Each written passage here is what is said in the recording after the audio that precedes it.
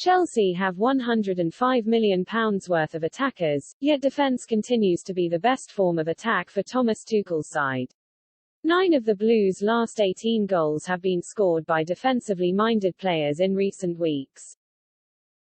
The reigning Champions League holders breezed past Malmo 4-0 at Stamford Bridge, yet it was the West Londoners who were turning blue in the freezing elements of Sweden on Tuesday night.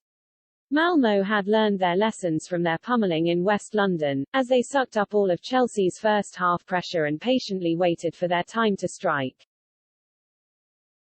Kai Havertz and Hakim Ziyech, the forward pair purchased from Ajax and Bayern Leverkusen for a hefty £105 million last season, were deployed alongside Callum Hudson-Odoi, who has thrived since being shifted into a left-wing position.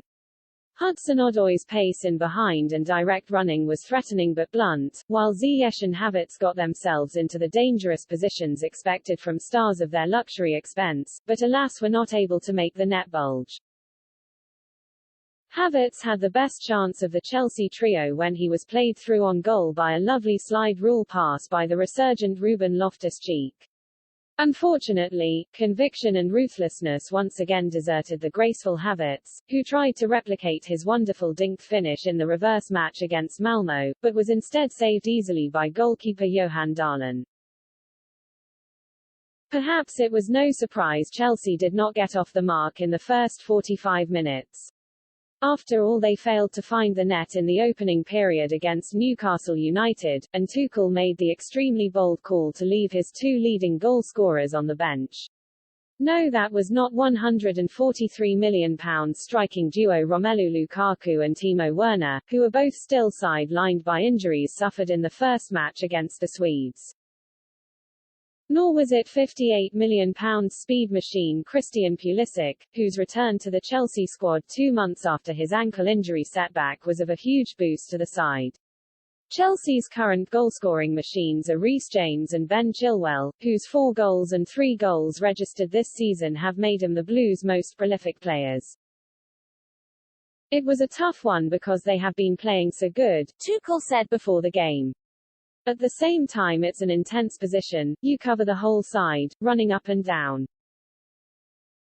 We see how much they invested, a lot of sprints. They played a lot of matches. When we think about high intensity, I was a little bit worried. At the same time we have good guys from behind. So, it was the moment to keep the intensity levels high. Sarrazpi and Alonso start.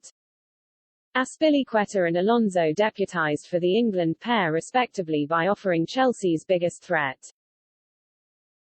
The 2 players combined in the first half when Azpilicueta's first half effort from Alonso's low cross forced an uncomfortable save from Dahl. Yet neither player offered the same level of attacking thrust, bite or ruthlessness as James and Chilwell. James and Chilwell's 7 goals between them all came from the England pair taking a risk, and offering the attacking 3 an overload on the outside. While Azpilicueta and Alonso, the latter of which displaced Chilwell in the first 6 Premier League matches of the season, simply did not offer the same level of threat. Tuchel slightly tweaked the starting 11 in the second half by moving Hudson-Odoi onto the right-hand side, so he could more naturally attack the outside of Malmo's defence. And it was from this change which saw Chelsea open the scoring against Malmo. A slick exchange between Hudson-Odoi and Havertz culminated in Hudson-Odoi breaking down the right-hand side, just like he used to when Tuchel played him as a wing-back, before his perfect cross creeped into the path of Ziyech, who gobbled up the opportunity first time. It may have been a winning goal created and scored by attackers, but it was underpinned by Chelsea's attacking defenders, who have proven time and time again, defence can be the best form of attack.